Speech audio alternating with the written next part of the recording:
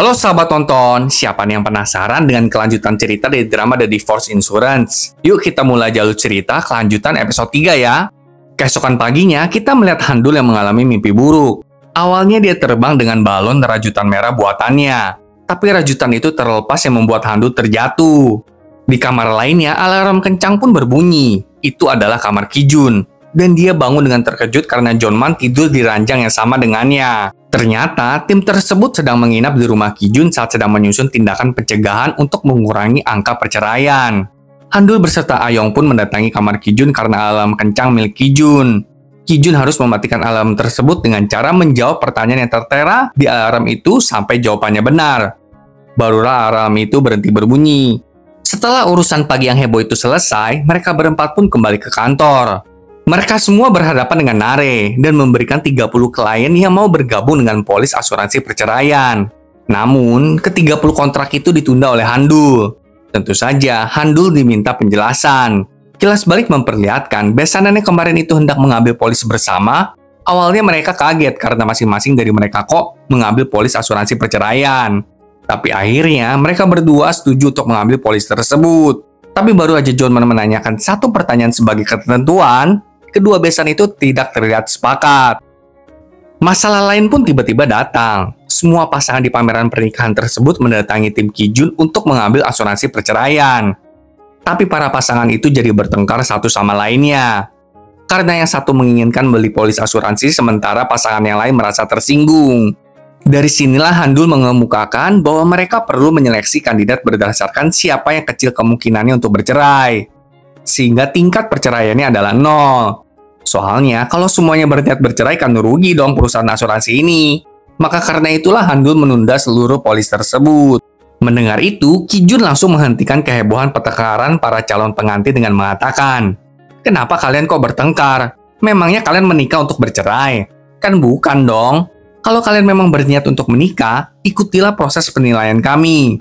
Tim kami akan menilai apakah kalian layak untuk menikah atau tidak." Mendengar itu, seluruh calon pengantin di sana menjadi semakin tersinggung dan langsung melempari Kijun dengan boneka souvenir pameran pernikahan. Kembali ke rapat, mendengar penjelasan Handul, Daebok langsung memarahinya. Tapi Nare menyela ocehan Daebok dengan mengatakan kalau Handul ada benarnya. Misalnya, semua pasangan itu benar-benar menandatangani polis, dan ternyata para pasangan itu bercerai nantinya yang rugikan perusahaan juga. Tapi Nare bertanya, terus apa dong rencana kalian untuk meningkatkan angka kontrak dan profit? Handul menjawab, kita harus hitung tingkat resiko perceraiannya melalui pemeriksaan sebelum para pasangan mendaftar. Kijun menambahkan, kalau para pasangan akan diwawancarai menggunakan AI untuk analisis tahap awal. Setelah para pasangan itu lolos seleksi tahap awal, barulah para pasangan akan diwawancara dengan tim Kijun. Setelah rapat itu, Ayong mendatangi Handul dan memuji keterampilan kerjanya. Mereka juga membahas tentang acara menginap kemarin malam. Ternyata malam itu Ayong ingin menginap di rumah Handul. Tetapi karena rumah Handul kosong, Kijun menawarkan rumahnya agar mereka semua bisa menginap. Hal ini tentu membuat Handul terpesona oleh Kijun. Kesem-semlah si Handul ini. Namun malam itu, Ayong mendengar Kijun berbicara dengan seseorang di telepon. Kijun terdengar manis dan khawatir saat berbicara dengan orang tersebut. Dan Ayong memberitahu Handul bahwa Kijun mungkin punya pacar.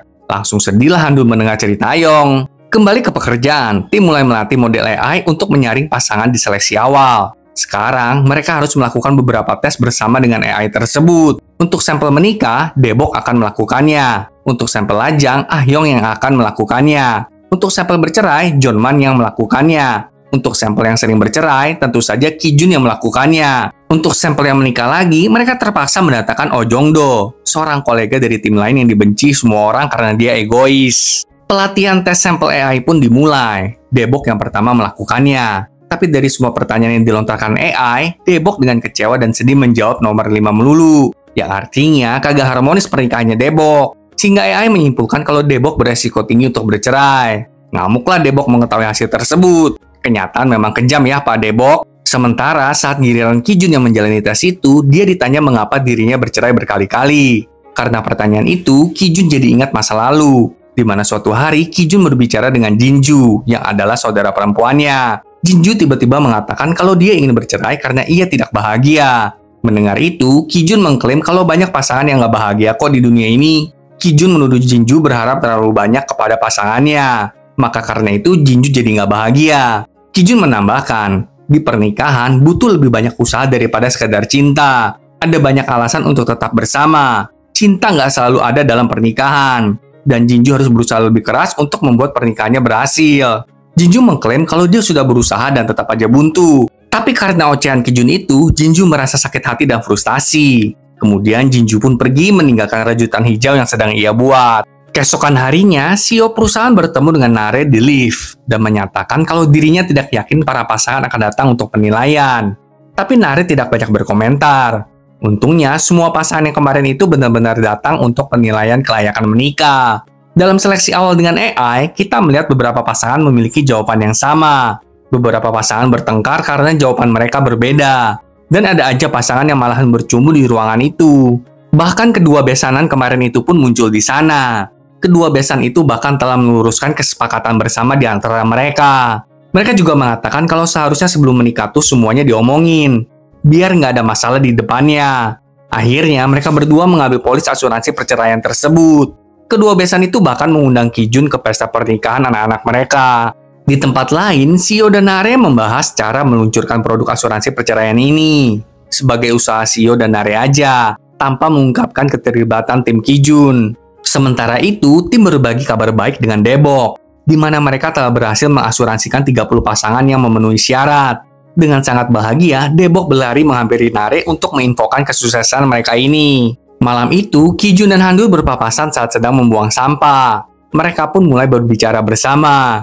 Kijun mulai mengungkapkan kekhawatirannya di mana dia mungkin telah merusak segalanya dengan menanamkan gagasan perceraian di antara pasangan yang sangat bahagia. Handul meyakinkannya dengan berkata, kalau asuransi perceraian ini ibarat payung. Kita nggak bisa apa-apa soal hujan, sekeras apapun kita berusaha. Mendengar perkataan Handul, Kijun jadi teringat pada saudara perempuannya. Dan sepertinya Kijun bisa memahami Jinju sekarang. Keesokan harinya, Kijun mengajak Handul ke pesta pernikahan kedua besan yang kemarin itu. Dengan alasan agar mereka bisa memastikan pernikahan anak-anak kedua besan itu berjalan lancar. Tapi konyolnya, pasangan itu kawin lari dong. Pembawa acara menayangkan video dari pasangan tersebut yang mengatakan kalau mereka nggak suka diadakan acara pernikahan besar-besaran seperti ini. Apalagi mereka tahu kalau ibu dan ibu mertua mereka membeli asuransi perceraian. Pasangan itu pun berjanji untuk hidup bahagia sehingga mereka nggak perlu mengklaim asuransi perceraian itu. Acara kemudian tetap dilanjutkan dengan para besan yang canggung maju ke altar pernikahan. Mereka melangsungkan pernikahan atas nama anak-anak mereka, berjanji untuk hidup bersama dengan rukun. Mendengar itu, seluruh tamu pun terheran-heran. Tapi Kijun mulai bertepuk tangan, sehingga semua orang ikut bertepuk tangan. Bahkan mereka semua memberikan standing applause untuk para besan itu. Saat Kijun dan Handul hendak pulang, para besan mendatangi mereka untuk berterima kasih karena telah datang ke pernikahan anak mereka. Kedua besan itu bahkan meminjamkan limo sewaan kepada Kijun karena mobil itu kosong. Awalnya Kijun dan Handul menolaknya. Tapi karena kedua besan memaksa, maka mereka berdua langsung menaiki limo tersebut. Dalam perjalanan, mobil limo itu membuat kemacetan karena terjebak di jalanan yang kecil. Tapi pada saat yang sama, Handul mendapatkan telepon dari Nare yang memberitahu mereka kalau ada 5 kontrak yang ditolak. Sehingga Nare meminta Kijun menyiapkan rencana bisnis. Kijun berkata kalau dia akan menyiapkan rencana bisnis nanti, dan menutup telepon dari Nare itu. Karena melihat jalanan macet, maka Kijun mengajak Handul untuk keluar dari mobil limo itu. Kijun menggandengnya dan menyuruh Handul untuk tersenyum aja. Para pengemudi mobil-mobil yang berada di sekitar mobil limo awalnya marah karena mobil limo itu membuat kemacetan. Tapi Kijun dan Handul dengan santai melewati mobil itu satu persatu. Akhirnya, para pengemudi itu memberikan selamat kepada Kijun dan Handul. Mereka berpikir kalau Kijun dan Handul sedang melangsungkan pernikahan kali ya. Setelah selesai melewati drama tersebut, Kijun pergi begitu aja meninggalkan Handul sendirian. Kijun mendatangi sebuah museum, dan ternyata Eun-hyung yang adalah suami Jinju bekerja di sana. Kijun langsung meminta Eun-hyung untuk mengambil polis asuransi perceraiannya. Wah, drama ini bagus banget ya sahabat nonton, sangat bagus buat yang masih jomblo. Jadi bisa belajar banyak sebelum menikah. Jangan lupa saksikan kelanjutan drama ini ya sahabat nonton. Sampai jumpa.